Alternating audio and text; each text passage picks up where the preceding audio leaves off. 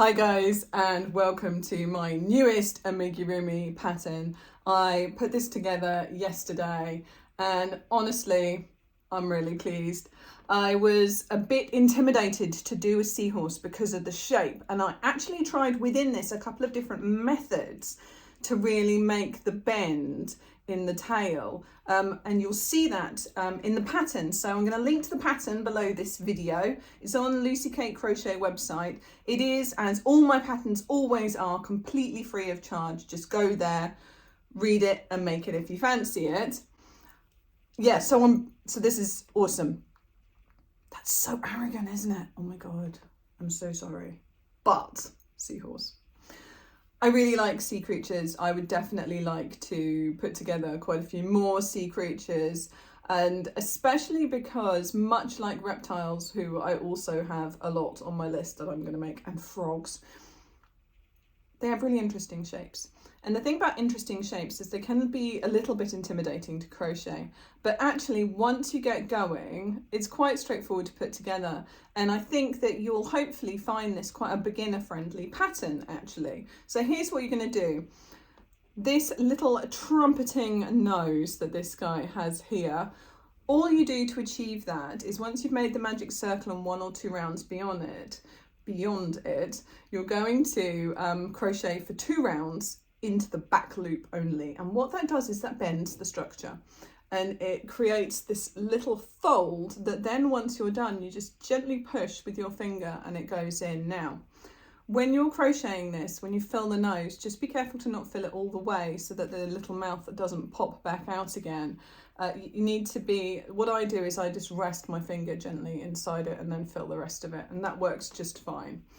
So that's the face. I went with massive safety eyes for this one. I do like realism in my Amigurumi, but with something like a seahorse that's slightly ethereal almost, I think it's fine to go very cartoony, and that's what I've done here. So I've used these big safety eyes which have this green backing plate that's essentially like a bit of green material that you stick behind the safety eye. The safety eye just pokes through it. So he's got this lovely trumpeting face, he's got these really big eyes, and what I did was I made the main part of it in 2 sections. So I made the head, which I could then choose to angle how I liked based on the body. So the body is long necks with very occasional increases coming all the way down to here. And that's when you're going to have a little bit more of a fiddly time. It's not difficult though. I do promise, if you're familiar with crochet, and especially if you've done a little bit of hand sewing, it should be fine.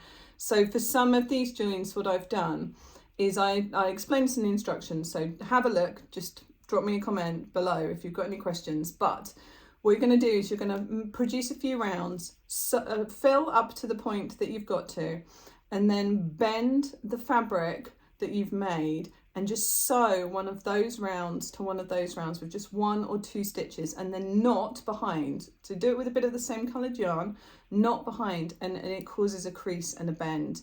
I did think about doing it with front loop only in a similar fashion to what I've done here, and I have done that at a couple, maybe 1 or 2 points you'll find in the pattern. I don't think that's actually made a difference. So if you want to have a go not putting in the front loop only bit, I think you might find it's just the same. But, you know, it's not going to hurt the pattern to put it in. And in fact, what it does is adds a little bit of texture. So the little, I keep calling them wings, but they're obviously fins on the back of the seahorse are just magic circles. And I chose this contrasting colour just to give it a little bit of a pop. And all I've done is then sewn them gently back to back and then onto the back of the seahorse. You want to take the loose thread from the middle of your magic circle and feed it into the body of the toy though, because otherwise it might look a little bit messy in the middle. You also never want to cut your magic circle immediately adjacent to the actual circle itself. Imagine I've just made this magic circle and I've pulled the middle tight. Never cut that bit next to it, because it is then an unraveling risk, and that would be a bit frustrating. Whereas if you've buried that center point into the toy, if at some point you have an issue, you can pull it tighter again. So bit of a hack there. These parts here I actually based on the plates on my Stegosaurus pattern, And what I have done is made essentially triangles out from magic circles that I've then flattened with my fingers, sewn onto the back of the head, and then I've surface crocheted around the top to give them a more defined point, to tie them in with the bulk of the colour of the toy, and to make them look like there's a continuous ridge around the side. Now, the only downside, and I don't know how much of a big deal other people find it, is that when you do that, it will look ever so slightly different from one side to the other. I think it's worth it for the effect that it gives, but it might not be to everybody's taste to do that. But let me know what you think. This I made this pattern yesterday, so I had the idea and I made it, and I did sit up all evening making it. So, you know, but I do think that with the pattern in front of you, you could probably make it quite quickly. It's a one-day project for someone who knows how to crochet. And I also think that it's not the worst thing if you're beginning. I do hope I've given enough instructions, but do just pop me a question in the comments here if you've got any queries on anything. You can also comment under the pattern on the website, but it might take me a little bit longer to respond there. It's a little bit easier for me to respond here on the comments. So let me know what you think. I'd love to hear what you think about this design and the pattern as well. I'm quite tempted to do a few more in this style to the same scale, in sort of like a crochet aquascape way. I think that might be quite fun. What do you think? Let me know. I can't wait to hear from you. I can't wait to hear what you think of the tiny seahorse.